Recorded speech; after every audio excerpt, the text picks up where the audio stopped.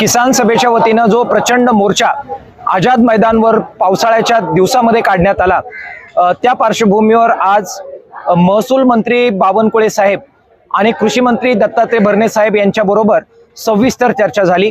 ज्याच्यामध्ये नियमित कर्जदारांना 2 लाखापर्यंत रिलीफ देण्याच्या बद्दलची मागणी ही आम्ही किसान सभेच्या वतीने मांडली। जी उपसमिती कर्जमाफी बद्दल तयार करण्यात आलेली आहे त्याच्यामध्ये हा मुद्दा आम्ही नक्की घेऊन जाऊ आणि माननीय मुख्यमंत्र्यांशी सुद्धा बोलू आणि नियमित कर्जदारांना सुद्धा जी आम्ही नियमित कर्ज भरलं म्हणजे पाप केलं का ही जी भावना आहे ही दूर करण्याचा प्रयत्न करू आणि 2 लाखापर्यंत त्याच्यामध्ये कशा प्रकारे त्यांना रिलीफ देता येईल याबद्दल प्रयत्न करू, अशा प्रकारची मागणी दत्तात्रय भरणे साहेब यांनी मान्य केलेली आहे।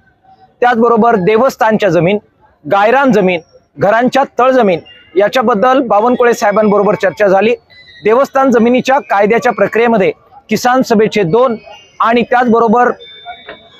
समाज संघटनेचे 2, गुरव समाज संघटनेचे 2 असे 4 निमंत्रित प्रतिनिधी घेण्याची मान्यता ही बावनकुळे साहेबांनी दिलेली आहे आणि त्याच्यामध्ये कसणाऱ्या शेतकऱ्यांना आणि ज्यांना बेकायदेशीररित्या हस्तांतरित करून हुसकून देण्यात आलेलं आहे अशा देवस्थानच्या शेतकऱ्यांना न्याय देण्याबद्दल, गायरानाच्या जमिनीबद्दल सुद्धा आणि घराच्या तळजमिनीबद्दल सुद्धा खूप सकारात्मक निर्णय आजच्या ह्या आंदोलनामुळे झालेले आहेत। पीक विम्याचे ट्रिगर पुन्हा प्रस्थापित करणं, पहिल्यासारखे लागू करणं आणि अतिवृष्टीग्रस्तांना पण न्याय देणं,